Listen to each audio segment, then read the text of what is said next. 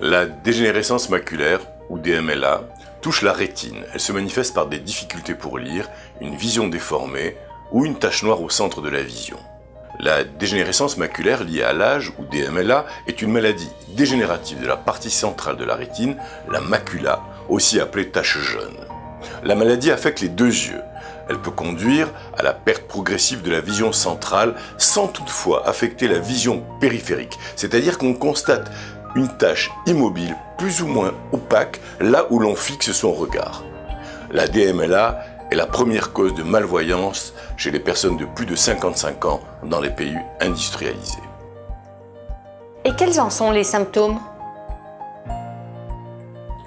Les symptômes de la maladie sont discrets et peu typiques. Au stade précoce, à ce stade, on observe un besoin de plus en plus important de lumière, notamment pour lire, et des difficultés d'adaptation rapides au changement de luminosité, typiquement lorsqu'on entre ou on sort d'un tunnel. Ensuite, il y a le stade tardif. Ici, deux situations sont possibles.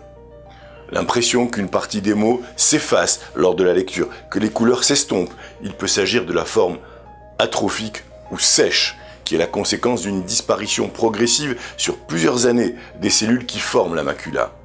Ou alors l'impression de voir tordu ou de voir des lignes ondulées, déformées ou discontinues, alors qu'elles sont droites en vérité et continues. Il peut s'agir de la forme néovasculaire ou humide, qui est la conséquence de l'apparition de vaisseaux sanguins sous la macula, dans une région où ils sont notamment absents. Connaît-on les causes de la DMLA ? La DMLA est une dégénérescence des cellules de la macula, que l'on appelle, comme je vous l'ai dit précédemment, taches jaunes. Celles-ci disparaissent progressivement, c'est la forme sèche, ou sont affectées en raison de l'apparition de vaisseaux sanguins sous la macula, donc c'est la forme humide. Alors dites-nous, quels sont les facteurs de risque ? Les facteurs de risque pour une DMLA sont les suivants. D'abord les facteurs génétiques. On trouve des antécédents familiaux de DMLA. Ensuite l'âge, en général après 55 ans. Ou alors le tabagisme. Ou alors encore une alimentation trop grasse, c'est-à-dire une diète trop riche en acides gras oméga 6. On pense que les oméga 3 pourraient être protecteurs.